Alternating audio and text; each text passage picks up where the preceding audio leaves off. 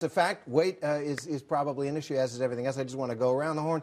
Who would you like to see on the ticket? Who do you think will be there?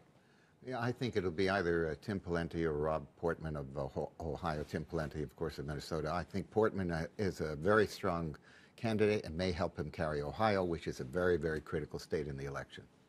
I think Mort is probably right about that. I think the only real issue here is whether you pick something that is a mistake, like Sarah Palin, because frankly, I don't think it matters that much. I think if you look at history, it's fewer and fewer times does a vice president actually help a presidential candidate, even in his home state.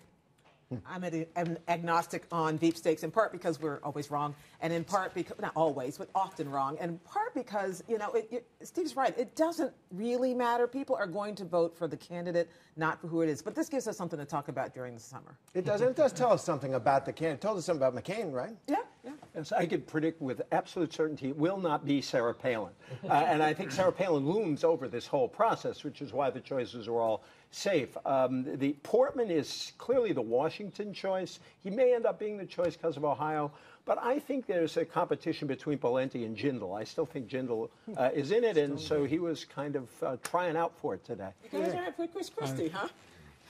Steve's right. There's precious little political science evidence that this matters in electoral politics. It matters in American history because 14 vice presidents have become president.